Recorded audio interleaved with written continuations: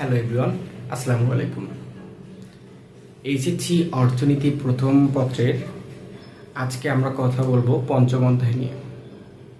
বিগত ক্লাসগুলোতে আমাদের বাকি অধ্যায়গুলো শেষ হয়েছে। আজকে আমরা কথা বলবো পঞ্চম অধ্যায়টা নিয়ে। পঞ্চম অধ্যায়টা নিয়ে এর আগেও একটু কথা বলা হয়েছিল, মানে শ্রম নিয়ে, কিন্তু শ্রম বাজার নিয়ে এই অধ্যায়ে ডিটেলসে আলোচনা আছে। তো এই অধ্যায়ে আমরা কি কি জানবো এক পলকে একটু আগে দেখে নিই। দেখেন, শ্রমের বৈশিষ্ট্য, মানে শ্রমের ধারণা, শ্রমের বৈশিষ্ট্য, শ্রম বাজার, শ্রমের চাহিদা, শ্রমের যোগান, শ্রমের পশ্চাৎমুখী যোগান রেখা, মজুরি, আর্থিক মজুরি, প্রকৃত মজুরি। প্রত্যেকটা টপিক বাই টপিক আমরা একটু জানবো। দেখেন, প্রথমে কি বলা আছে, শ্রম বলতে আমরা সাধারণ পাবলিক যারা, তারা আমরা শ্রম বলতে কি বুঝি, যে কাজ করাকে বা পরিশ্রম করাকেই শ্রম বলি, তাই না? মানে কোনো কিছু পরিশ্রম করতে হবে, এটা হলো সাধারণ মানুষের সংজ্ঞা। কিন্তু অর্থনীতিতে কি বলা হয়? অর্থনীতিতে বলা হয় কোনো উৎপাদন কাজের সাথে নিয়োজিত থেকে, কোনো উৎপাদন কার্যে নিয়োজিত হয়ে মানুষের মানসিক ও শারীরিক কর্ম প্রচেষ্টাকে শ্রম বলে। ভালো করে মনে রাখবা এই কয়েকটা শব্দ, মানসিক ও শারীরিক কর্ম প্রচেষ্টাকে শ্রম বলে। এটা হলো অর্থনীতির ভাষায়। আমি আবারও বলছি, কোনো উৎপাদন কার্যে নিয়োজিত থেকে মানুষের শারীরিক ও মানসিক কর্ম প্রচেষ্টাকে শ্রম বলা হয়। শ্রম সম্পর্কে অনেকে মতবাদ দিয়েছে। তোমরা যে লেখকের বই পড়বা, দেখবা 2-3 জন ব্যক্তির এখানে মতবাদ দেওয়া আছে। রবিনসন, অ্যাডাম স্মিথ, 2-3 জনের মতবাদ আছে। তার মধ্যে অ্যাডাম স্মিথেরটা একটু ভালো করে পড়বা। আর আমি যেটা বললাম এটা মনে রাখবা, যে উৎপাদন কার্যে নিয়োজিত থেকে মানুষের শারীরিক ও মানসিক কর্ম প্রচেষ্টাকে শ্রম বলে। আচ্ছা, তাহলে এটা হলো শুধু শ্রমের ধারণা, চলে গেল স্বাভাবিক শ্রমের ধারণা, তাই না? এবার আমরা একটু শ্রমের বৈশিষ্ট্য পড়বো, যে আসলে শ্রম কি কি ক্যারেক্টারিস্টিক্স এর অন্তর্ভুক্ত। দেখেন, শ্রমের যদি আমরা বৈশিষ্ট্য আলোচনা করতে চাই, তাহলে যেটা সর্বপ্রথম বলবো সেটা হলো, 1 নাম্বার যেটা বলবো, যে শ্রম একটি জীবন্ত উপাদান।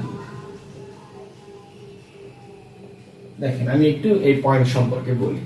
আমরা প্রত্যেকে জানি যে আমাদের উৎপাদনের উপকরণ হলো মোট 4টি। এটা যারা অর্থনীতি পড়ে না তারাও কিন্তু বেসিক্যালি এটা জানে যে উৎপাদনের উপকরণ 4টি: ভূমি, শ্রম, মূলধন, সংগঠন।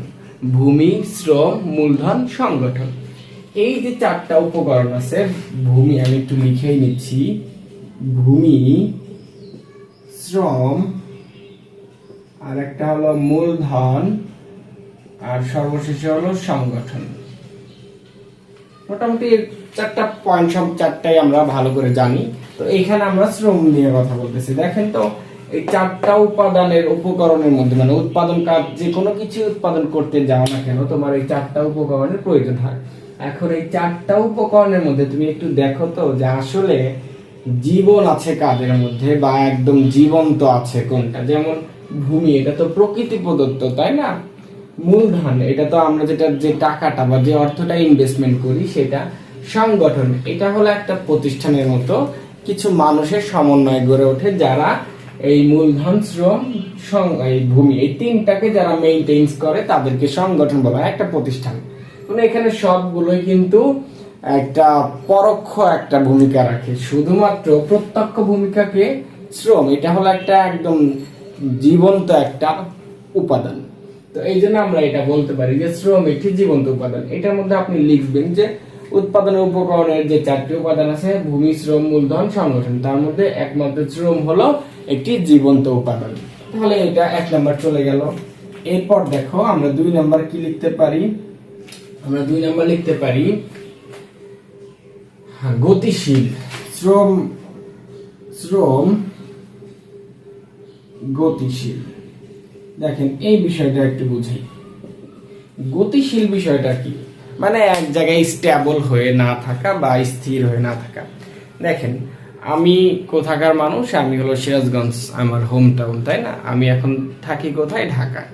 বিভিন্ন পারপাসে, লেখাপড়া পারপাসে বা জব পারপাসে, যে কোনো পারপাসে আমি ঢাকায় থাকি। কারো বাসা রংপুর, সেও ঢাকায় চাকরি করতে আসে। কারো বাসা চট্টগ্রাম, সে ধরো ঢাকায় রিক্সা চালাইতে আসছে। আবার অনেকে আছে যে ঢাকায় ঢাকার কাজ করেও তার পোষাচ্ছে না, ভালো লাগতেছে না, সে মালয়েশিয়া চলে যাচ্ছে, দুবাই চলে যাচ্ছে, সৌদি আরব চলে যাচ্ছে। তো এই যে শ্রমের যে একটা গতিশীল, শ্রম আসে কার পক্ষ থেকে? শ্রমিকের পক্ষ থেকে। তো শ্রমিকের গতিশীল মানে কি? শ্রমের গতিশীল মানে শ্রমের গতিশীলতা।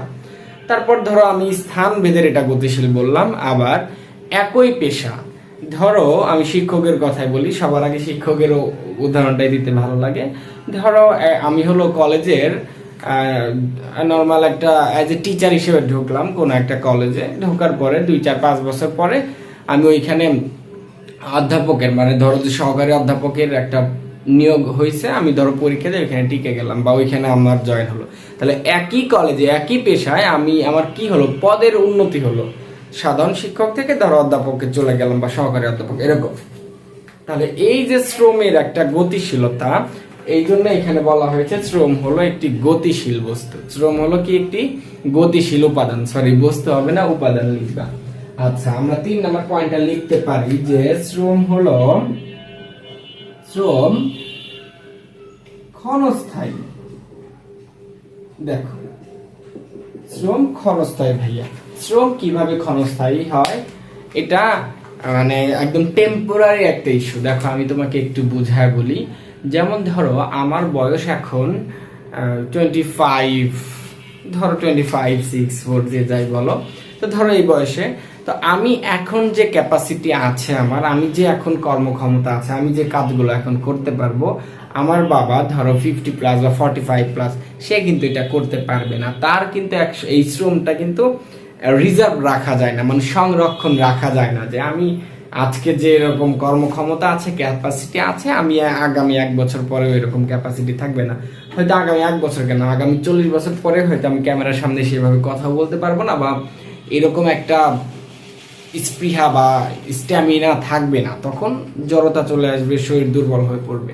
তার মানে শ্রম একটা ক্ষণস্থায়ী বিষয়।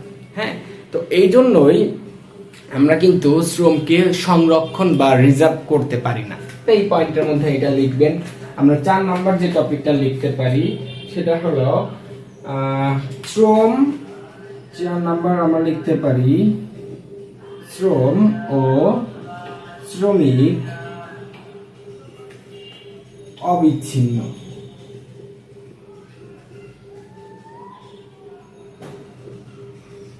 এই বিষয়টা একটু বুঝায় বলি। দেখেন, শ্রম ও শ্রমিক অবিচ্ছিন্ন মানে বিচ্ছিন্ন না, মানে আলাদা না, একই জিনিস। দেখেন, শ্রম আসে এটা তো আমার মনে হয় বোঝানো একদমই সবাই দেখে বুঝতে পেরেছে। শ্রম আসে শ্রমিকের পক্ষ থেকে। শ্রমিক কি দেয়? শ্রম। তার মানে শ্রমিকের সাথে শ্রমের একটা অবিচ্ছিন্ন সম্পর্ক রয়েছে, মানে বিচ্ছিন্ন সম্পর্ক না। বিচ্ছিন্ন মানে যেটা ধরেন যে ছেড়ে দেওয়া সম্পর্ক, আর অবিচ্ছিন্ন মানে হলো দুইটা একই সূত্রে গাঁথা। তো শ্রম আসে শ্রমিকের পক্ষ থেকে, আর শ্রমিক দেয় কি? শ্রম। এরকম আমি এখানে 4টা পয়েন্ট লিখলাম বৈশিষ্ট্যের মধ্যে। আপনারা আপনাদের বই থেকে, যে যার মতো বই থেকে শুরু করে এই 4টার সাথে আরো 1 থেকে 2টা 3টা একটু মুখস্থ করে রাখবেন। যেমন এই 4টা একটু ইজি আছে, আপনি এই 4টা মনে রাখলেন, এবং গুরুত্বপূর্ণ এই 4টা, এর সাথে আরো 1-2টা যদি মনে রাখেন, তাহলে শ্রমের বৈশিষ্ট্য থেকে যদি কখনো কোশ্চেন করা হয়, তাহলে আপনি এখান থেকে ভালো একটা মার্ক পেতে পারবেন। হ্যাঁ, আচ্ছা, ঠিক আছে। এরপর দেখেন, আমরা একটু এখন শ্রম বাজার নিয়ে কথা বলবো, যেটাকে আমরা লেবার মার্কেট বলি। মূলত এই অধ্যায়টার নামই হলো শ্রম বাজার। তো নরমালি আমরা বাজার বলতে আসলে কি বুঝি ভাইয়া? আমরা স্বাভাবিকভাবে বেসিক্যালি আমরা বাজার বুঝি যে যেখানে দ্রব্য পণ্য ক্রয় বিক্রয় করা হয়, তাই না? কেউ বিক্রি করতে আসে, কেউ ক্রয় করতে আসে। এই জায়গাটাকেই বলা হয় বাজার। বাজার হলো একটা জায়গা যেখানে দ্রব্য বা সেবা সামগ্রী ক্রয় বিক্রয় করা হয়, এটাকে বাজার বলা হয়। তো দেখেন, শ্রম বাজার, এই বাজারে কি কি কেনা বেচা হয়? এই বাজারে হলো শ্রম কেনা বেচা হয়।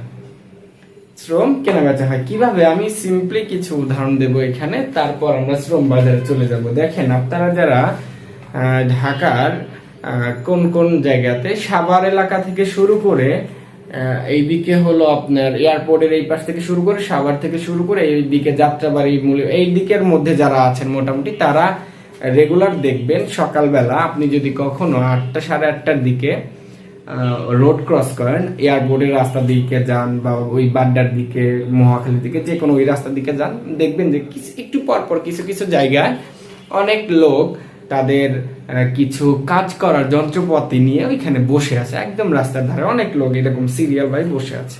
এবং কিছু কিছু লোক আবার ওইখানে নেমে মানে গাড়ি নিয়ে গিয়ে বা কোনো একভাবে গিয়ে তাদের সাথে কথা বলে দাম কষাকষি করছে, মানে তাদের শ্রমের প্রয়োজন, শ্রমিকের প্রয়োজন, আর তাদের হলো কাজের প্রয়োজন। যাদের নির্দিষ্ট কোনো কাজ নেই তারা রেগুলার ওইখানে গিয়ে বসে থাকে, আমার 5 জন লোক প্রয়োজন, আমি গিয়ে আমার মতো করে চুজ করে কথা বলে দাম আসলে কত দেব, আমি কাজ হিসেবে টাকা দেব না সময় হিসেবে টাকা দেব, এইভাবে দাম বার্গেটিং করে আমি তাদেরকে নিয়ে আসি। তো এটাও ধরতে পারো এক ধরনের শ্রম বাজার। তো শ্রম বাজার হলো অনেক ধরনের হয়, শ্রম বাজার অনেক ধরনের হয়, কিন্তু তোমাদের এইচএসসি অনার্স লেভেলে যখন উঠবা তোমরা তখন অর্থনীতির শ্রম বাজার নিয়ে পুরো একটা বই পাবা, পুরো একটা বই হলো শ্রম বাজার পাবা। তো যাই হোক, অর্থনীতির আমরা এইচএসসিতে শ্রম বাজারের মধ্যে 2টা শ্রেণী পড়বো, যে শ্রম বাজার কত প্রকার। একটা হলো আঞ্চলিক মানে দেশের মধ্যে অভ্যন্তরীণ, আর একটা হলো আন্তর্জাতিক শ্রম বাজার। একটা হলো ন্যাশনাল লেবার মার্কেট আর একটা হলো ইন্টারন্যাশনাল লেবার মার্কেট। তো আমি একটু ইন্টারন্যাশনাল লেবার মার্কেট নিয়ে একটু কথা বলবো, তারপর মূল আলোচনায় চলে যাব। দেখো, আমাদের মনে অনেক সময় প্রশ্ন হতে পারে যে এই দেশে একটা ছেলে বা একটা মেয়ে শিক্ষিত হয়ে এই দেশে চাকরি না করে তারা কেন সৌদি যাচ্ছে, কেন ওমান যাচ্ছে, কেন ইয়াতে যাচ্ছে, থাইল্যান্ডে যাচ্ছে, মালদ্বীপে যাচ্ছে, শ্রীলঙ্কাতে যাচ্ছে, কেন সিঙ্গাপুর যাচ্ছে, কেন কানাডা যাচ্ছে, প্রশ্ন হতে পারে না? এবং একই মানুষ, ধরো আমি এখানে যে কাজটা করব, ধরো সাপোজ ম্যাক্সিমাম এখনকার ছেলেরা যারা একটু কম এডুকেটেড, এসএসসি ইন্টার কমপ্লিট করে দেশে বাইরে যায়, তারা তো রেস্টুরেন্টে জব করে ম্যাক্সিমাম, হ্যাঁ, রেস্টুরেন্টে বা বিভিন্ন কনস্ট্রাকশন কাজে। তো তুমি ওইটা তো দেশে করতে পারতা, তাই না? কিন্তু দেখো, দেশে করলে তুমি কি পাইবা? একটা রেস্টুরেন্টে বা হোটেলে কাজ করলে তোমাকে দিনে 300 থেকে 500 টাকা এর মধ্যে দেবে, এর বেশি দেবে না আমার জানা মতে, 300 থেকে 500 টাকা দেবে। তাহলে তোমার মাস শেষে আসতেছে 15,000 টাকা। ঠিক ওই ছেলেটা ওই কাজই সিঙ্গাপুর গিয়ে করে, সে 90,000 টাকা বেতন পায়। কোথায় 15,000 টাকা, কোথায় 90,000 টাকা? মানে ভাবলেই কেমন লাগে না যে একই মানুষ একইভাবে সে তো এইখানে দিনে কাজ করে, ওইখানেও দিনে, সে এমন না যে ওইখানে 24 ঘন্টা কাজ করে। প্রশ্ন আসে না? এটার উত্তর জানার জন্য দেখো, আমরা চাহিদা এবং যোগানের একটা বিষয় জানি, যে জিনিসের চাহিদা বেশি ওই জিনিসের দাম তত বেশি থাকে, চাহিদা কম থাকলে দামও কম থাকে, বিষয়টা এরকম। এবং যোগানের উপর বিষয় নির্ভর করে, যোগান বেশি থাকলে দাম কম হয়, যোগান থাকে। তো দেখো, বাংলাদেশের বিষয়টা তুমি একটু চিন্তা করো। বাংলাদেশে আমরা বর্তমানে 16 কোটি প্লাস মানুষ আছি, 17 কোটি মানুষ আছি। এর মধ্যে কর্মক্ষম মানুষ আছে প্রায় 7 কোটি। কর্মক্ষম মানে যারা কাজ করতে পারবে এরকম মানুষ আছে প্রায় 7 কোটি। এর মধ্যে আবার প্রায় 26 লাখ মানুষ হলো বেকার। চিন্তা করা যাচ্ছে? 7 কোটি মানুষের মধ্যে প্রায় 26 লাখ বেকার। এত ছোট একটা দেশে এত মানুষ বেকার। এখন দেখো, তাহলে এখানে তো শ্রমের অভাব নাই, শ্রমিকের অভাব নাই। ধরো আমি একটা গার্মেন্টস ফ্যাক্টরি করবো, এই জন্য অন্যান্য দেশের মানুষরা বাংলাদেশে গার্মেন্টস ফ্যাক্টরি করে মজা পায়, কারণ এখানে ইনকাম বেশি, কারণ এখানে শ্রমিকদেরকে অল্প টাকা দিয়েই পাওয়া যায়। ওইসব জিনিস বাইরের দেশে নিয়ে এত এত লাখ লাখ কোটি কোটি টাকা বিজনেস করা যায়। কারণ এখানে ধরো আমার কথা হলো যে আমি তোমাকে নেব, 200 টাকা হলে কাজ করবা? ও বললো না স্যার, আমি 500 টাকা। আরে যাও, তুমি যাও, তোমার মতো আরো কত রহিম করিম আছে। কারণ বাংলাদেশে 26 লাখ হলো বেকার। এই জন্য এখানে যোগান বেশি, শ্রমের যোগান দেয় কারা? এই শ্রমিকরা। এখানে শ্রমিক সংখ্যা অনেক বেশি, কিন্তু চাহিদা কম। এই জন্য দেখা যাচ্ছে কি যে কেউ কম টাকায় করবে না, অন্যজন ঠিকই করবে। অন্যজন যেমন ঢাকায় রিক্সাওয়ালা এত এত রিক্সা হয়েছে বলার মতো না। মনে হয় যে বাংলাদেশের কোথাও কোনো কাজকর্ম নাই, সবাই সে ঢাকায় এসে রিক্সা চালায়। তো এখন মনে করো যে রাস্তায় বের হলে যদি একটা রাস্তায় আসল ভাড়া যদি হয় 40 টাকা, আমি দাম বলা বলি করতেছি, অন্য একটা রিক্সা এসে বলে আসেন আমি 30 টাকা দিয়ে নিয়ে যাই। তার মানে দেখো আসলে তো 40 টাকাই, আমি উঠবো বা একটু কথা বলছি, অন্য একটা রিক্সাওয়ালা আসেন 30 টাকা দিয়ে নিয়ে যায়। বিষয়টা কি, সে কাজ পায় না বলে তো এরকম, মানে শ্রমিকের অভাব নাই। কিন্তু সেম জিনিসটা তুমি এখন সিঙ্গাপুরে চিন্তা করো, সিঙ্গাপুরে আবার বিষয়টা এরকম না, সিঙ্গাপুরের চাহিদা বেশি, শ্রমের চাহিদা বেশি, ওইখানে আবার যোগান কম, শ্রমিক কম থাকে, যার কারণে শ্রমিককে বেশি মজুরি দিয়ে বেশি টাকা দিয়ে কাজ করাতে হয়। আশা করি বুঝতে পেরেছে যে কিভাবে বাংলাদেশে একজন ছেলে রেস্টুরেন্টে কাজ করলে পায় 15,000 টাকা, ওই ছেলেটাই সিঙ্গাপুর গিয়ে কাজ করলে 90,000 টাকা, 1 লাখ টাকা, 2 লাখ টাকা পায়। এইটাই হলো রিজন যে ওইখানে শ্রমের যোগান কম, বাংলাদেশের শ্রমের যোগান বেশি। আশা করি বুঝাইতে পেরেছি। দেখেন এখন আমরা একটু কথা বলবো শ্রম বাজার নিয়ে। শ্রম বাজার তাহলে কাকে বলে আমরা বুঝলাম। শ্রম বাজার হলো যেখানে শ্রম ক্রয় বিক্রয় করা হয়, হ্যাঁ, বেচা কেনা করা হয়। শ্রম বাজার আমরা জানি 2 প্রকার। শ্রম বাজার কত প্রকার আমরা জানি 2 প্রকার। একটা হলো ন্যাশনাল লেবার মার্কেট, আর একটা হলো ইন্টারন্যাশনাল লেবার মার্কেট। আশা করি বুঝতে পেরেছেন। এবং এই দেশীয় আমাদের যে ন্যাশনাল মানে জাতীয় শ্রম বাজারের মধ্যে যে কি কি সমস্যা আছে, যেমন আমাদের শ্রম বাজারের মধ্যে কি কি, দেখেন আমরা যদি আসলে ইন্টারন্যাশনাল ভাবে একটু চিন্তা করি, আমাদের শ্রমিকরা কি মূর্খ বেশি থাকে। আমাদের বাংলাদেশের মানে শ্রমিকরা মূর্খ থাকে, অদক্ষ থাকে, ট্রেনিং প্রাপ্ত থাকে না। এই জন্য দেখা যায় যে ইন্টারন্যাশনাল ভাবে প্রতিযোগিতায় টিকতে পারে না, বুদ্ধিমান কম থাকে। কেন বুদ্ধিমান হবে না? কারণ রাজমিস্ত্রি যারা কনস্ট্রাকশনে কাজ করবে, বড় বড় বিল্ডিং, এত বড় এত রিস্কি একটা কাজ, এত মানে এত দিনের একটা কাজ, একটা মানুষ তো বিল্ডিং তৈরি করে 30, 50, 100, 200 বছরের জন্য। সেখানে কাজ করতেছে 2% ছেলেমেয়েরা, মানে ছেলেরা, 8% ছেলেরা। তো এই যে এই অবস্থা, তারা অবশ্যই তো অদক্ষ হবে, তাদের ট্রেনিং দিয়েও তো লাভ হবে না, কারণ তারা মৌলিক জিনিসটাই জানে না, শিক্ষিত না, মানে মূর্খ। এজন্য তাদের প্রশিক্ষণ দিয়েও কোনো লাভ হবে না।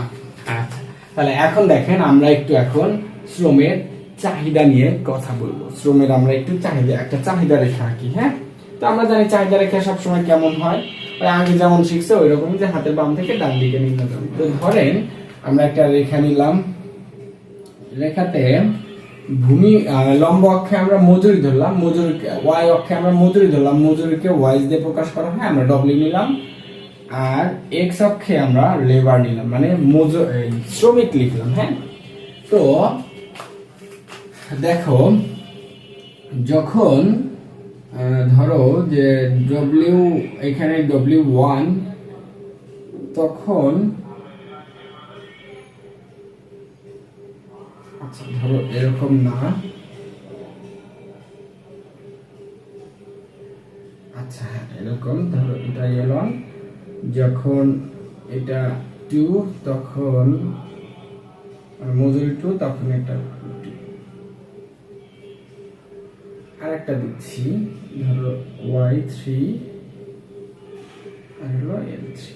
একটু বুঝায় দিচ্ছি আমি, হ্যাঁ। দেখো যে 3টা আমরা প্রান্তিক বিন্দু পাইলাম, আমরা এই 3টা প্রান্তিক বিন্দু যোগ করে দেই, আমরা পাবো হলো ডিমান্ড রেখা, demand L, demand L dash, মানে শ্রমের চাহিদা, হ্যাঁ, labour of demand, demand of labour, তোমরা যেটা বলো। এখন দেখো বিষয়টা হলো যে আমরা ভূমি অক্ষে শ্রম ধরেছি আর লম্ব অক্ষে মজুরি ধরেছি। যখন মজুরি 1 ছিল, দেখো এখানে একটা বিষয় হলো যে চাহিদা আসলে কাদের পক্ষ থেকে আসে? মালিক পক্ষ বা যারা ওই কারখানা বা গার্মেন্টস ফ্যাক্টরি বা মোট কথা ওইখানকার মালিক যারা, তারাই তো শ্রমিক নেবে, তাই না? তাদের পক্ষ থেকে আসে চাহিদা, আর যোগান আসে শ্রমিকের পক্ষ থেকে। তো দেখো আসলে মজুরি মানেই তো দাম, তাই না? মজুরি মানে ওই শ্রমের আসলে দামটা। তো দেখো দামের উপরে শ্রমের সম্পর্ক কি রকম, একটা বিপরীত একটা সম্পর্ক দেখা যাচ্ছে। যেমন ধরো দাম যখন আমরা W1 ধরলাম, মানে মজুরি ওয়াইজ দিয়ে প্রকাশ করা হয়, W1 ধরলাম, তখন আমাদের লেবার 1। যখন এটা W2 হয়ে গেল তখন এটা L2, আর যখন W3 হয়ে গেল তখন L3। আচ্ছা এখানে একটু আপনারা এই বিন্দুগুলো দেবেন, A B C।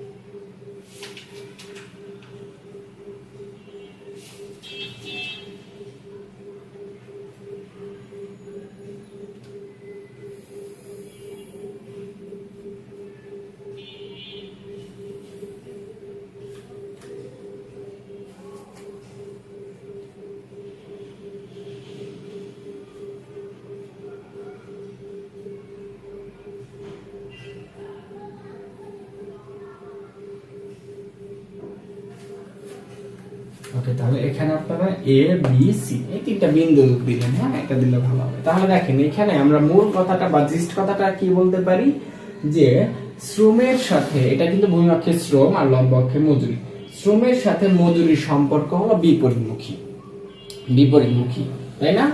যে শ্রমের যদি মজুরি বৃদ্ধি পায় তাহলে চাহিদা হ্রাস পায়, আর যদি মজুরি কমে তাহলে তখন চাহিদা বৃদ্ধি পায়, তাই না?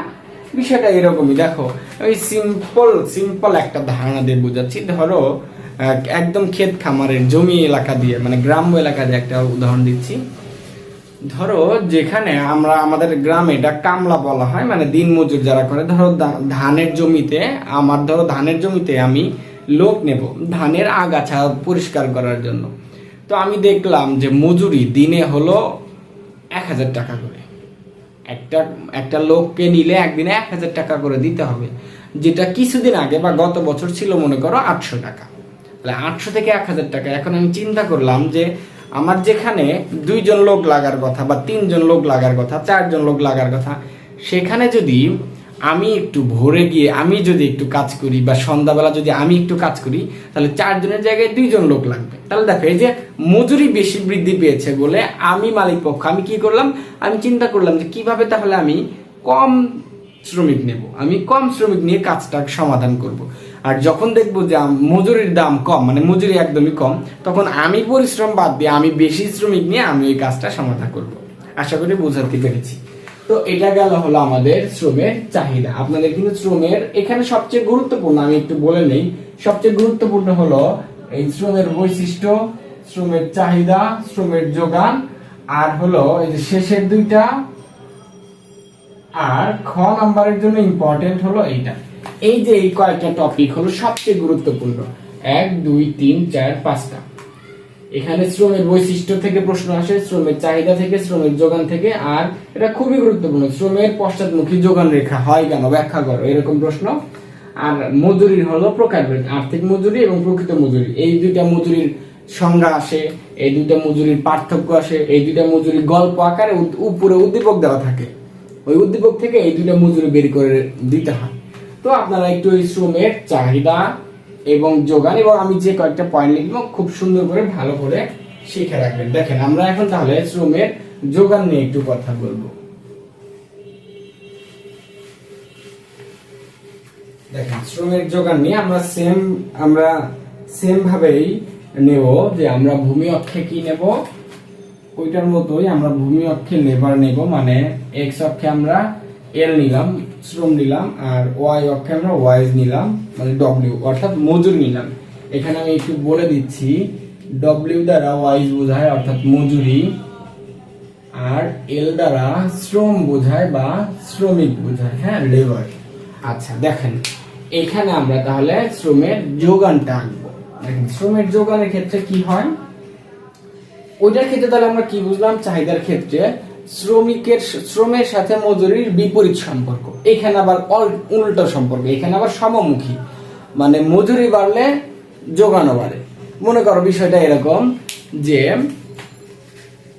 ধরো আমি রিক্সা চালাই, হ্যাঁ, তো আমি যখন দেখবো যে রিক্সার ভাড়া মানে বেশি বেড়ে গেছে, তখন আমি কি করব, আগে যদি আমি 5 ঘন্টা কাজ করতাম, আমি 7 ঘন্টা কাজ করার চেষ্টা করবো, 8 ঘন্টা কাজ করার চেষ্টা করবো, কারণ বেশি বেশি তাহলে টাকা আসবে, তাই না?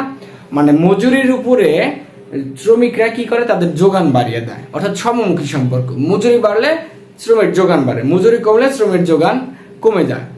এরকম মনে করো যে ধরো যে বৃষ্টির দিনে রিক্সায় মানুষ কম যাতায়াত করে, বা বৃষ্টির দিনে বের হয়ে সারাদিন রিক্সা চালালে, ধরো সারাদিনই বৃষ্টি, কিছু কিছু সিজন আসে সারাদিন বৃষ্টি, তো ওই সময় যদি আমি বের হই, ধরো তো 80 টাকা 100 টাকা বা 50 টাকা হবে।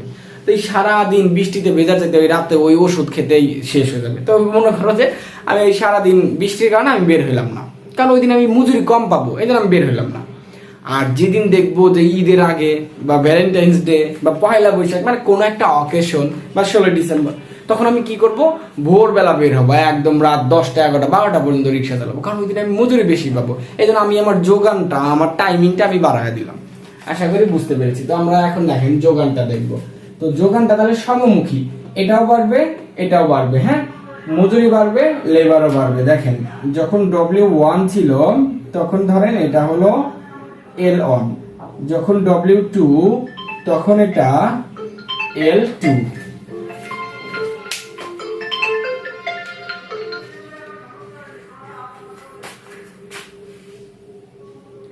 সরি, কল এসেছে। আচ্ছা দেখো, তাহলে এরপরে এটা তাহলে আরো ধরো বাড়লো, মজুরিটা আরো বাড়লো, W3 হয়ে গেল, তখন লেবার আরো মানে শ্রম আরো বেড়ে গেল, L3 হয়ে গেল। এই যে আমরা তিনটা যে প্রান্তিক বিন্দু পাচ্ছি, আমরা এই তিনটা বিন্দু এখন যোগ করে দেব, তাহলে আমরা পাবো হলো labour of supply of labour, তাই না? মানে যোগান রেখাটা পাচ্ছি। তাহলে দেখেন এই যে এটার সাথে এটার একটা কি সম্পর্ক রয়েছে ভাইয়া, এটার সাথে এটার একটা সমমুখী সম্পর্ক রয়েছে।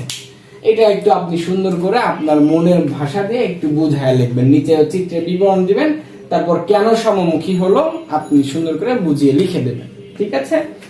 আচ্ছা দেখেন, এখন তাহলে সবচেয়ে গুরুত্বপূর্ণ এখানে সবগুলো পয়েন্টের মধ্যে গুরুত্বপূর্ণ যে অংশটা, আমরা এখন সেই অংশ নিয়ে কথা বলবো, শ্রমের পশ্চাৎমুখী যোগান রেখা, যেখান থেকে প্রশ্ন হয়েই থাকে কিন্তু। হ্যাঁ,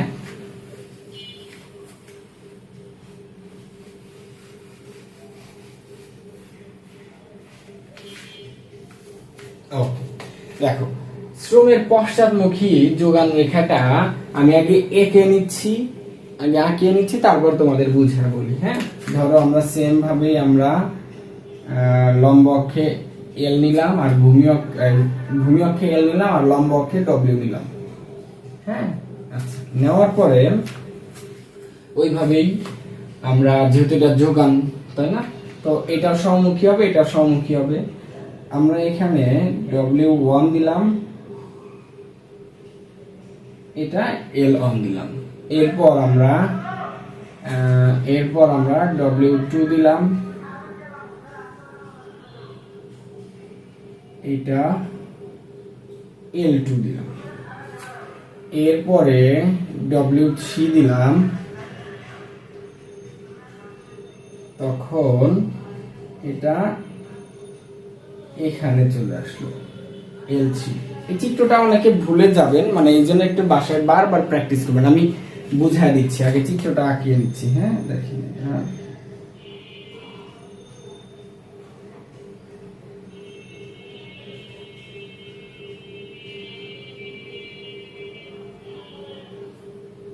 A B C, এই যে দেখেন এইটা হলো শ্রমের পশ্চাৎমুখী যোগান রেখা। আমরা জানি কি যোগান রেখা সোজা বাম থেকে ডান দিকে সোজা যাবে, এরকম যাওয়ার কথা, একটু আগে যেটা দেখলাম, বাট এটা এরকম সোজা না গিয়ে এরকম গিয়ে পশ্চাৎমুখী মানে পেছনের দিকে।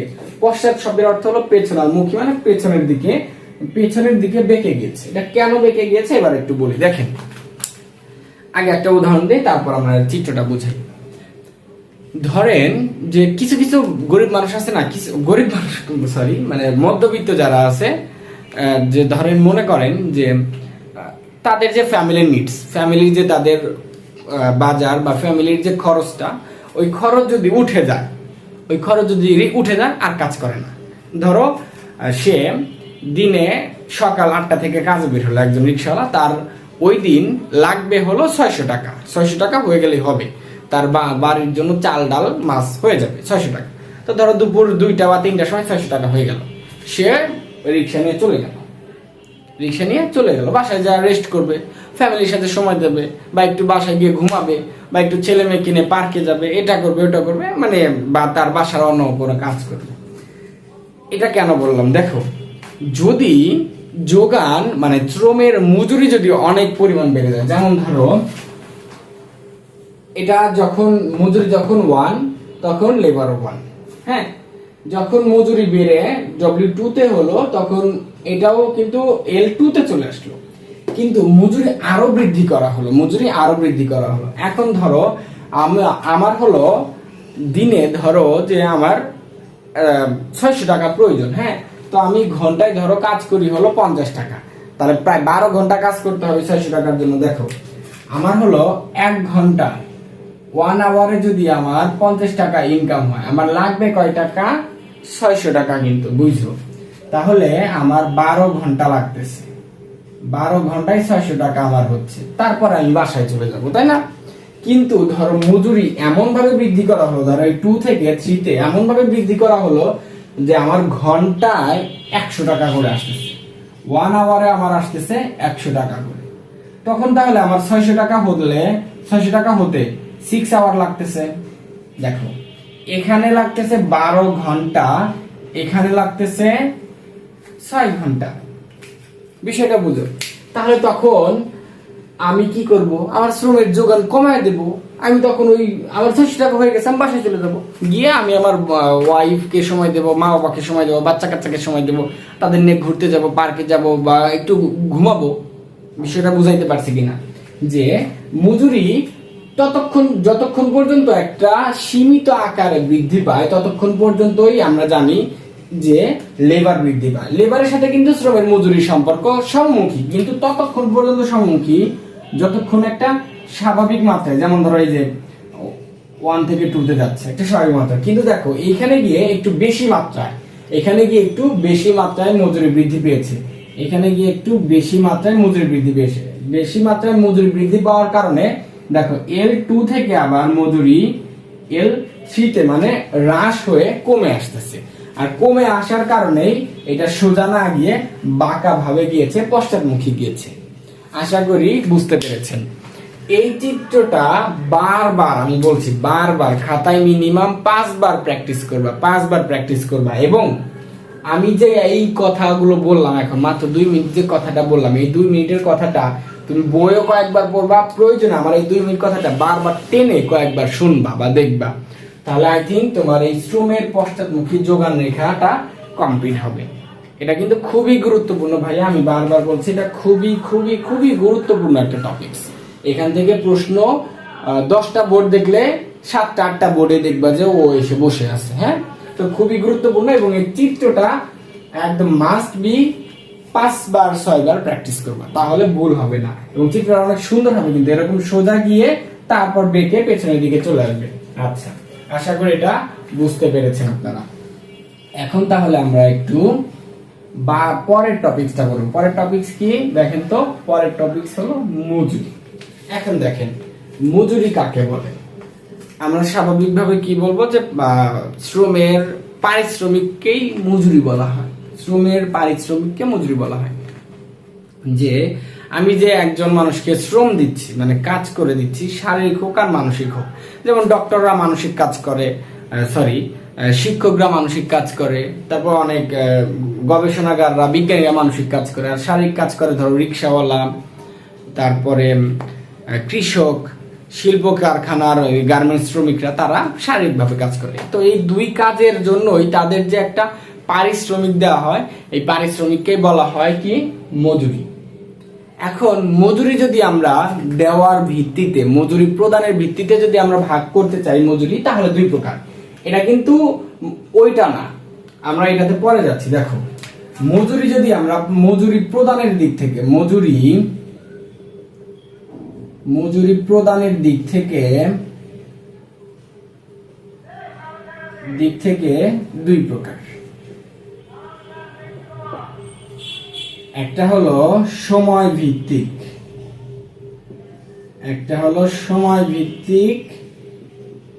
আর একটা হলো কর্মভিত্তিক। দেখো এই দুটাতে প্রকারভেদ আমরা পরে আসবো, কিন্তু এই দুটাই বেশি গুরুত্বপূর্ণ, কিন্তু এই দুটো জানতে হবে যেহেতু তোমাদের আছে, তাই না? তো মজুরি প্রদানের দিক থেকে 2 প্রকার, সময় ভিত্তিক আর কর্মভিত্তিক। একটু আমি বুঝাই বলি। এখন ধরো আমরা যে মজুরি গুলো দেই মানুষকে, বা আমরা যে মজুরি পাই, এটা 2 ধরনের হয়। একটাকে ধরো এরকম যে তুমি আমার কোম্পানিতে কাজ করবা, দিন শেষে আমি তোমাকে 1 মাস পরে 30,000 টাকা স্যালারি দেবো। তাহলে দেখো এটা কি? সময় ভিত্তিক, এটা একটা সময় ভিত্তিক। আবার ধরো যে তুমি আজকে আমার বাসায় এসে, আমার কিছু ইলেকট্রিক কাজ আছে রুমে, আমি আমার স্টুডিওর কিছু কাজ আছে, সারাদিন কাজ করে দিব, আমি তোমাকে দিন শেষে 1,000 টাকা দেবো। তো সে দিনে কি কাজ করলো ওইটা কিন্তু ম্যাটার না, মাসে মানে দিন শেষে তাকে 1,000 টাকা দিতেই হবে, কাজ কম করলেও দিতে হবে, বেশি করলেও দিতে হবে। তো ঠিক তেমনি আমার ধরো চাকরির ক্ষেত্রেও 1 মাসের মধ্যে যদি ধরো অফিস কোনো কারণে 5 দিন 10 দিন 20 দিন বন্ধও থাকে বা হরতাল থাকে বা যে কোনো কারণে কিছু হয়, তাও কিন্তু মাসে শেষে আমাকে 30,000 টাকা দিতে হবে। এইটা হলো সময় ভিত্তিক মজুরি। কি বললাম? এটা হলো সময় ভিত্তিক মজুরি। এবার দেখেন কর্মভিত্তিক মজুরির বিষয়টা কি, মানে যেটা হলো সময়ের উপর নির্ভর করে, কাজের উপর নির্ভর করে না, ওটাকে বলা হয় সময় ভিত্তিক মজুরি। পরে আমরা যেটা পড়বো কর্মভিত্তিক, যেটা সময়ের উপর নির্ভর করে না, কাজের উপর বেশিরভাগ বা বেশি অধিকাংশ নির্ভর করে, তাকে বলা হয় কর্মভিত্তিক। একটু উদাহরণ দিয়ে বলি, যেমন ধরো আমি বললাম যে এই সুজন আমার বাসায় আসবা, বিকেলে আমার বাসায় আসবা, 2টা ফ্যান নষ্ট হয়ে গেছে, একটু গিয়ে সেরে দিয়ে আসবা। তাহলে ওকে কিন্তু আমি কোনো কাজে সময়ের কথা বললাম না, সময় ধরে দিলাম না, বিকেলে বাসায় আসবে এটা বললাম। তো বিকেলে বাসায় এসে আমার ধরো বাসায় 2টা ফ্যান আছে, 2টা ফ্যান ঠিক করে দিল, আর ধরো একটা লাইট নষ্ট হয়েছে, এই লাইটটা লাগিয়ে দিল। তো আমি এর বিনিময়ে ওকে কি দিব? ধরো 200 টাকা দেবো। 2টা ফ্যান আর একটা লাইট চেঞ্জ করছে, 200 টাকা দেবো। তাহলে এটা হলো কি? এটা ওর কাজের উপর নির্ভর করলো। এটা কিন্তু তার যে কতটুকু সময়, সে এটা চাইলে 5 মিনিটও করতে পারবে, 10 মিনিটেও, আবার সে যদি বিকেল থেকে রাত 10টা পর্যন্ত 5 ঘন্টা লাগায় করে, সেটা তার বিষয়। আমি কিন্তু যে সময় যে বেশি লাগবে বলে যে আমি একদম তাকে 2টা ফ্যানের জন্য 5,000 টাকা দেবো, বিষয়টা এরকম না। আচ্ছা, এবার ধরো আমরা অনেক সময় সবচেয়ে যেটা ভালো উদাহরণ, তোমরা এটা ভালো করে মনে রাখবা, অনেক সময় আমরা কনস্ট্রাকশনের কাজ দেখি, বিল্ডিং এর কাজ দেখি, যে যারা কন্ট্রাক্টর তারা 2 ভাবে কাজটা নেয়, একটা হলো সময় ভিত্তিক না, আর একটা কর্মভিত্তিক না। সময় ভিত্তিক কিভাবে? যে ঠিক আছে, আমাকে বললো যে স্যার আপনার, আমি এটা 8 তলা ধরেন বিল্ডিং, তো 8 তলায় ধরেন খরচ হবে, এটা ধরেন যে 2 কোটি টাকা খরচ হবে, তো আপনি 2 কোটি টাকা দিবেন। কতজন লোক লাগবে, কত দিনের মধ্যে লাগবে, সেটা সে বুঝবে। বিষয়টা এরকম, সে একটা কন্ট্রাক্ট নিল। আর এটা একটা ধরনের, তাহলে এটা হলো সময় ভিত্তিক। আর একটা হলো কর্মভিত্তিক, যে না তুমি লেবার পাঠাইবা, আমি নিজে ওইখানে দাঁড়ায় কাজ করাবো, তুমি প্রত্যেক দিন 20 জন করে লেবার পাঠাইবা, 20 জন করে লেবার পাঠাবো, ওই 20 জন যে কাজ করবে, যতটুকু কাজ করবে আমি ওইটুকু টাকা দেব। আশা করি বুঝতে পেরেছেন। তাহলে মজুরি প্রদানের দিক থেকে এটা 2 প্রকার, মনে রাখেন।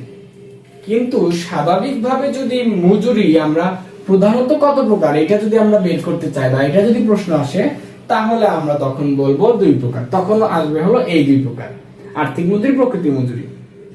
এখন যদি আসে যে মজুরি প্রদানের দিক থেকে মজুরি কত প্রকার ও কি কি, তখন যেন আবার বলেন না যে মজুরি 2 প্রকার, আর্থিক মজুরি ও প্রকৃতি মজুরি। কারণ এই 2টা আসবে হলো শুধুমাত্র মজুরির প্রকার বের। যখন ডিরেক্টলি বলবো যে মজুরি কত প্রকার, তখন বলবো মজুরি 2 প্রকার, আর্থিক মজুরি, প্রকৃতি মজুরি। কিন্তু যখন তোমাকে বলা হবে যে মজুরি প্রদানের দিক থেকে, শ্রমিকদেরকে মজুরি প্রদানের দিক থেকে কত প্রকার ও কি, তখন বলবো 2 প্রকার, সময় ভিত্তিক মজুরি আর একটা হলো কর্মভিত্তিক মজুরি। আশা করি বুঝতে পেরেছো। এখন দেখো আমরা একটু এই আর্থিক মজুরি ও প্রকৃত মজুরি লিখি, আমরা একটু এই বিষয় নিয়ে কথা বলি। তাহলে এখন আমরা মজুরি সাধারণত কত প্রকার পড়বো? আমরা এখন পড়বো মজুরি প্রধানত 2 প্রকার। মজুরি প্রধানত 2 প্রকার। 1 নাম্বারটা কি? 1 নাম্বারটা হলো আর্থিক মজুরি। 1 নাম্বারটা হলো আর্থিক মজুরি, আর 2 নাম্বারটা হলো প্রকৃত মজুরি। এখান থেকে কিভাবে প্রশ্ন হয় এটা আগে বলে দিচ্ছি, তারপর এটা আলোচনা করি। এখান থেকে অনেক সময় আর্থিক মজুরি ও প্রকৃত মজুরির মধ্যে পার্থক্য লিখতে বলে, এবং অনেক সময় উপরে গল্প দেওয়া থাকে, উদ্দীপকে গল্প দেওয়া থাকে। ওই গল্প থেকে কোনটা আর্থিক মজুরি কোনটা প্রকৃত মজুরি সেটা আইডেন্টিফাই করতে হয় বা বুঝে লিখতে হয়। এখন দেখেন, আর্থিক মজুরি সংক্ষেপে আমরা বলবো যে শ্রমিক তার শ্রমের বিনিময়ে যে আর্থিক মজুরি পায় বা যে অর্থ মজুরি পায়, অর্থ পারিশ্রমিক পায়, তাকে আর্থিক মজুরি বলে। আবারও বলি, শ্রমিক তার শ্রমের বিনিময়ে যে অর্থ পারিশ্রমিক পায় তাকে আর্থিক মজুরি বলে। যে অর্থ, শুধুমাত্র অর্থ, এটাকে আর্থিক মজুরি বলে। আর প্রকৃত মজুরি কি? প্রকৃত মজুরি হলো শ্রমিক তার শ্রমের বিনিময়ে যে আর্থিক মজুরি পায় তার দ্বারা, ওই মজুরির দ্বারা ক্রয়যোগ্য দ্রব্য সামগ্রী প্লাস ক্রয়যোগ্য দ্রব্য সামগ্রী ও অন্যান্য সুযোগ সুবিধার সমষ্টিকে বলা হয় প্রকৃত মজুরি। আবারও বলি, আমি একটু ভেঙে বলি, এটা একটু বড় মনে হচ্ছে তোমাদের কাছে। তাহলে প্রথমটা বলি, আর্থিক মজুরি কি? শ্রমিক তার কাজের বিনিময়ে যে অর্থ পারিশ্রমিক পায় তাকে আর্থিক মজুরি বলে। আর প্রকৃত মজুরি হলো একজন শ্রমিক যে আর্থিক মজুরি পায়, ওই আর্থিক মজুরি দ্বারা বা ওই অর্থ দ্বারা যে দ্রব্য সামগ্রী ক্রয় করতে পারবে এবং অন্যান্য সুযোগ সুবিধা পাবে, এই দুইয়ের সমষ্টিকে বলা হয় প্রকৃত মজুরি। অর্থাৎ তোমরা আমার সংজ্ঞাটা হয়তো বুঝতেছো না, আমি একটু উদাহরণ দিলে তোমরা ভালো করে বুঝতে পারবে। দেখো, আমরা কেন বাংলাদেশে সরকারি চাকরির পেছনে এত ছুটি বলি, যে একটা সরকারি চাকরি হওয়া মানে সোনার উপর ঋণ পাওয়া, এটা বলি। কিরে ভাই, তুই তোর মেয়েকে বিয়ে দিবি, তুই একটা কোম্পানির ছেলে আসছে, তার বেতন হলো 95,000 টাকা, আর পাশাপাশি একটা সরকারি চাকরি আসছে, সে পিওনের পোস্টে চাকরি করে, বেতন হলো 15,000 টাকা বা 12,000 টাকা। কারণ যে গ্রেড, পিওনের যে গ্রেড 16, 17, 18, 19 গ্রেডের বেতন এরকমই হয়, 12,000, স্কেল 13,000, 14,000 এরকম। তো সে ওই 95,000 টাকাকে রিজেক্ট করে তার মেয়েকে এই 15,000 টাকার সাথে বিয়ে দেবে, আত্মীয় করবে এখানে। কেন? কারণ দেখো, আমি প্রথমে যেটা বললাম, যে ছেলেটা কোম্পানিতে 95,000 টাকা বেতন পায়, ওই ছেলেটার হলো আর্থিক মজুরি শুধু 95,000 টাকা। ধরো আর্থিক মজুরি শুধু 95,000 টাকা। কিন্তু ধরো দ্বিতীয় পার্সন, যিনি সরকারি একটা অফিসের পিয়ন, যিনি, তার ধরো শুধু আর্থিক বেতন হলো 15,000 টাকা। বুঝছো? শুধু আর্থিক বেতন হলো, আর্থিক মজুরি সে পায় 15,000 টাকা। এটার পাশে এখন দেখো কি কি পায়। সে তার ফ্ল্যাট ভাতা, ওইটা ধরো 4-5 হাজার টাকা পায়, মানে বাড়ি ভাড়া ভাতা। তারপর চিকিৎসা ভাতা পায়, তারপরে আরো চিকিৎসা ভাতা, আরো অনেক ভাতা পায়, মোট কথা আরো অন্যান্য সুযোগ পায়। তারপর ধরো যাতায়াত, গাড়ি ভাড়া পায়, গাড়ি ভাড়া বা নিজের বাসা থেকে গাড়িতে নিয়ে যাবে। তারপর টেলিফোন খরচ পায়। তারপর বিয়ে করলে ওইটা রেশন আরো বেড়ে যায়, বউয়ের খরচ সহ দেয়। কিছু কিছু জায়গায় এরকম দেখেন যে সরকারি চাকরিতে, তারপর বাচ্চা কাচ্চা হলে, মানে প্রথম সন্তান হলে ওই সন্তানের খরচ, দ্বিতীয় সন্তান হলে সন্তানের খরচ, এটা অনেক সুযোগ সুবিধা। এবং চাকরি যেদিন শেষ হয়ে যাবে, রিটার্ন হয়ে যাবে, বয়স যেদিন শেষ হবে, ওই দিন বিগ একটা অ্যামাউন্ট, ধরো যে 50 লাখ, 30 লাখ, 35 লাখ, 80 লাখ, 1 কোটি, 2 কোটি টাকা, এরকম একটা বিগ অ্যামাউন্ট পায়। এইটার জন্যই আমরা চেষ্টা করি আমাদের ছেলে মেয়েদেরকে বা আমাদের যারা তাদের আমরা আত্মীয় করতে চাই সরকারি চাকরি দেখে। আশা করি বুঝতে পেরেছো। তাহলে দেখো, সরকারি চাকরিতে আর্থিক মজুরি কম, কিন্তু প্রকৃত মজুরি অনেক বেশি। তার সম্মানের দিক দিয়ে বলো সরকারি চাকরি, তারপরে তার সুযোগ সুবিধার দিক দিয়ে বলো। তারপর দেখো আরেকটা বিষয়, আর্থিক মজুরিতে দেখো, এই যে সামনে ঈদ আসতেছে, ঈদে একটা এমপ্লয়িকে, মানে কোম্পানি যারা চাকরি করে, তাদের ছুটি দেবে সর্বোচ্চ ঈদের আগে একদিন, ঈদের দিন, ঈদের পরে বা তারপরের দিন, 3 দিন 4 দিন এরকম ছুটি দেবে। যেগুলো কর্পোরেট অফিস, ঢাকার যেগুলো কর্পোরেট ব্রাঞ্চ অফিস, 3 দিন 4 দিন বা সর্বোচ্চ 5 দিন। আর দেখো কিছু কিছু সরকারি চাকরি আছে, ধরো আমি যদি শিক্ষকের কথা চিন্তা করি, এই ঢাকার বলতে কি বাংলাদেশের সব শিক্ষা প্রতিষ্ঠান ঈদের ছুটি দেয় কয়দিন? 35 দিন, 40 দিন, 37 দিন, 45 দিন। চিন্তা করা যায়, শুধু এটা ঈদের ছুটি গেল। বছরে 2টা ঈদ আসে, 2টা ছুটি। একটা বড় পূজা আসে, ওই পূজাতে কয়েকদিন ছুটি থাকে। তারপর গ্রীষ্মকালীন শীতের ছুটি থাকে, গরমের ছুটি থাকে, এই ছুটি, ডিসেম্বরের ছুটি, এটা ওটা, নানান সুযোগ সুবিধা। তো তারপর বিভিন্ন 2 ঈদের ভাতা, পূজার ভাতা, বৈশাখের ভাতা, অনেক ভাতা। তো এইগুলো যোগ করে তারপর আর্থিক মজুরির সাথে যোগ করলে ওইটাকে বলা হয় প্রকৃত মজুরি। আবারও বলছি, আর্থিক মজুরি মানে হলো শুধুমাত্র পরিশ্রমের বিনিময়ে যে টাকাটা পায়, এটাই হলো আর্থিক মজুরি। আর প্রকৃত মজুরি কি? প্রকৃত মজুরি হলো বিনিময়ে যে টাকা পায়, ওইটার পাশাপাশি আরো অন্যান্য যে সুযোগ সুবিধা পায়, এই দুইটার সমন্বয়ে, এই দুটার সমষ্টিগত নাম হলো প্রকৃত মজুরি। আশা করি আপনারা আর্থিক মজুরি এবং প্রকৃত মজুরি বুঝতে পেরেছেন। এখান থেকে সবচেয়ে গুরুত্বপূর্ণ প্রশ্ন হলো আর্থিক মজুরি এবং প্রকৃত মজুরির পার্থক্য। বইয়ের মধ্যে সুন্দর করে সাজানো, আসলে এখানে হোয়াইট বোর্ডে ক্লাস নেওয়া হচ্ছে, ডিজিটাল বোর্ড হলে আমি আপনাদের পার্থক্য সুন্দর করে সাজিয়ে গুছিয়ে দেখাইতাম। ইনশাল্লাহ ভবিষ্যতে সময় হলে বা সুযোগ হলে তখন দেখাবো। তো যাই হোক, আপনারা বইয়ের মধ্যে থেকে সুন্দর করে ওই আর্থিক মজুরি এবং প্রকৃত মজুরির ওইটার পার্থক্য বের করে মুখস্থ করবেন। মিনিমাম 5 থেকে 6টা পার্থক্য মুখস্থ করবেন। এটা গেল। এবার এই যে আমি যে 2 রকমের গল্প বললাম, আসলে গল্পটা তো এরকম আসবে না, এরকম টাইপের ডিফারেন্ট কিছু গল্প উদ্দীপকে অনেক সময় দেওয়া থাকে, যে ওইখান থেকে আইডেন্টিফাই করতে বলা হয় যে আর্থিক মজুরি প্রকৃত মজুরি বা কোনটা কি। বোঝা গিয়েছে? আচ্ছা, এখন আপনারা যেটা করবেন, এই আর্থিক মজুরি এবং প্রকৃত মজুরির সবচেয়ে গুরুত্বপূর্ণ পার্থক্য হলো কোনটা, যে একজন শ্রমিকের অর্থনৈতিক অবস্থা দেখার জন্য বা অর্থনৈতিক অবস্থা বিচারের জন্য আর্থিক মজুরি বেশি জানা প্রয়োজন নাকি প্রকৃত মজুরি জানা প্রয়োজন, বা একজন শ্রমিকের জীবনযাত্রার মান দেখার জন্য কোনটা বেশি প্রয়োজন? অবশ্যই এখানে উত্তর হবে কিন্তু প্রকৃত মজুরি প্রয়োজন। মানে প্রকৃত মজুরি যদি আমরা জানতে পারি কোনো একটা শ্রমিকের, তাহলে তার জীবনযাত্রার মান কেমন হবে ওইটা আমরা আইডিয়া করতে পারবো। কিন্তু আর্থিক মজুরি দেখে কেন আইডিয়া করতে পারবো না? কারণ ওই লোকের 95,000 টাকা বেতন, কিন্তু এমন তো হতে পারে ওই লোকের মা বাবা দুইজনই অনেক বড় একটা রোগে আক্রান্ত, যাদেরকে প্রতি মাসে 30-60,000 টাকা ব্যয় হয় তাদের পিছনে। তারপর এমন হতে পারে তার একটা মেয়ে একটা গুরুতর আহত বা অসুস্থ থাকে সারা বছর, প্রতি মাসে ওইখানে যায় 20,000 টাকা, তাহলে 60 আর 20 80,000 টাকা চলে গেল, তাহলে থাকলো 15,000 টাকা। বাড়ি ভাড়া দেবে কি, খাবে কি, ওষুধ কিনবে কি, এটা ওটা করবে কি, আর জমাবে কি? বিষয়টা এরকম। তার মানে আমরা আর্থিক মজুরি জানলেই আমরা তার জীবনযাত্রা মান সম্পর্কে প্রকৃত বা পরিপূর্ণ আইডিয়া পেতে পারি না, কিন্তু প্রকৃত মজুরি জানলে একজন শ্রমিক সম্পর্কে আমরা পরিপূর্ণ একটা তথ্য বা জীবনযাত্রার মান আমরা ধারণা করতে পারি।